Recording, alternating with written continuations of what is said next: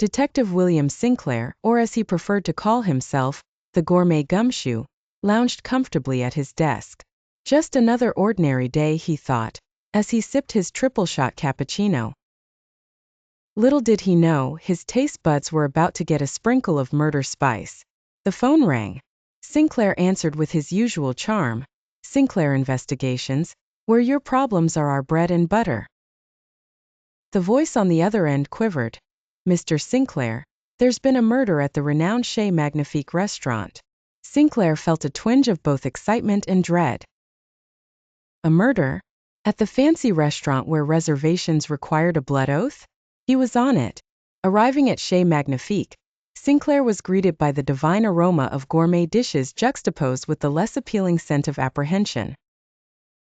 The maitre d', a tall, lanky man who looked as if he moonlighted as a French mime, escorted him to the scene of the crime. Seated at a table with a plate of filet mignon untouched in front of him was the victim, a celebrity food critic known for his scathing reviews, Nigel Bittington. Sinclair examined the scene. No sign of struggle, no mess, not even a hair out of place. This was the cleanest murder he'd ever seen. He started with the suspects. First up was the head chef, a rotund man named Chef Pierre, who looked like he could fillet a fish with his bare hands and serve it with a smile. I did not like him, Mr. Sinclair, Pierre admitted. But murder? Impossible. My beef bourguignon is to die for, but not literally. Next, there was the sommelier, a snooty Brit named Crispin who had a nose for wine and, apparently, for trouble.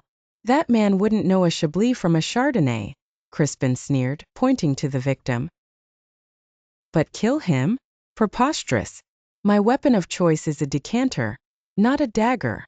Lastly, Sinclair spoke with the waitress, a bubbly young woman named Jenny, who seemed more like a cheerleader than a server. Mr. Bittington was a mean critic, always making fun of my accent, she said, tears welling up. But I'd never hurt him. I don't even know how to hold a knife properly. Sinclair paused. No struggle, no mess, and clearly no shortage of grudges. Suddenly, a light bulb went off. He revisited the table, eyeing the untouched filet mignon. An idea marinated in his mind. Chef Pierre, tell me, was this dish sent back to the kitchen and brought out again? Oui, Monsieur Detective, Pierre replied. He requested a recook. Sinclair's hunch was seared to perfection. Crispin, when was the last time you saw the victim? Just before he sent the dish back, Crispin said, his nose twitching. That's it, Sinclair exclaimed. The food critic didn't die from a knife. He was poisoned on the second serving. Jenny gasped. Chef Pierre looked like he was about to faint. Crispin's eyes turned as wide as soup bowls. But who did it? Jenny asked, bewildered. Sinclair smirked, his detective flair searing the room. Simple. The person who had the most to lose from a bad review. Chef Pierre, you may make a mean filet mignon, but you're a terrible liar. You poisoned him when the dish came back, didn't you? Chef Pierre slumped, the truth as heavy as a lead soufflé. Oui, I admit it. He would have ruined me with his review. I had no choice. Sinclair nodded. Well, chef, it looks like you'll be trading in your gourmet meals for some humble pie in prison. Case closed.